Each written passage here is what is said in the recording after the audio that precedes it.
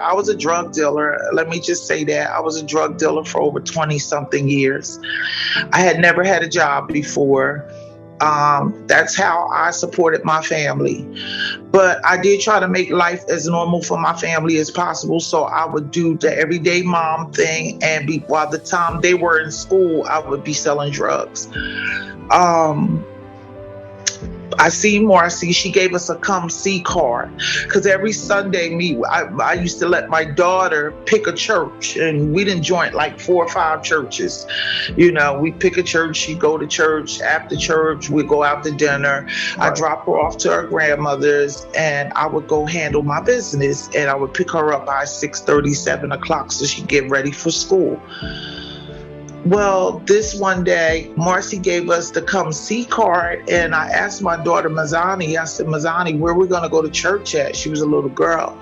And she was like, well, let's go where that lady said let's go at. So we put on our Sunday best because we bought an outfit and got our hair done every Saturday. And we put on our new outfit and got our hair done, and we went to church. She kept saying, it's in front of Club 88. You know where it's at. You'll find it.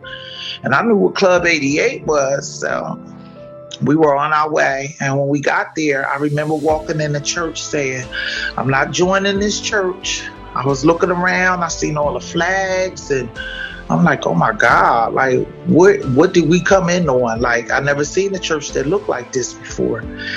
And then I noticed that there was a lot of people in the church that I either got high with or sold drugs to. So I'm like, oh my God, this is where everybody at. I couldn't believe it. I was like, I just can't believe it. I remember my girlfriend Talia. Talia would come on Fountain and the boulevard where I hustled at, and would give me a come see card and try to talk to me about this new pastor. And I used to be like, you're in the way.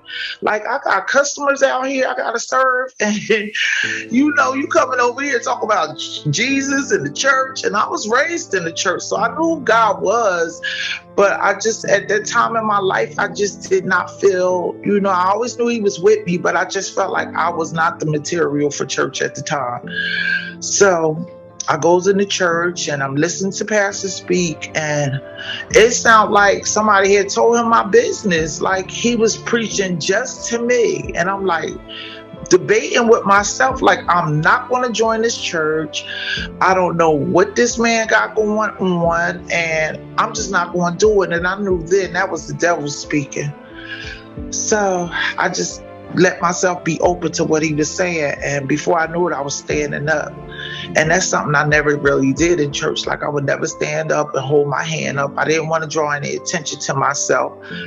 And at the end of the service, he opened the doors of the church, and I came up. I couldn't help it. It felt like somebody pushed me on my shoulder, like, go ahead, like, this is the time.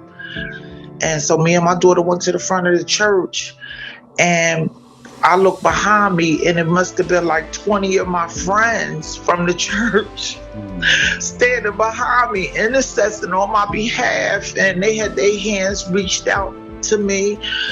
And I was facing the pastor, and he came down off the stage, and he said that I'm supposed to be here.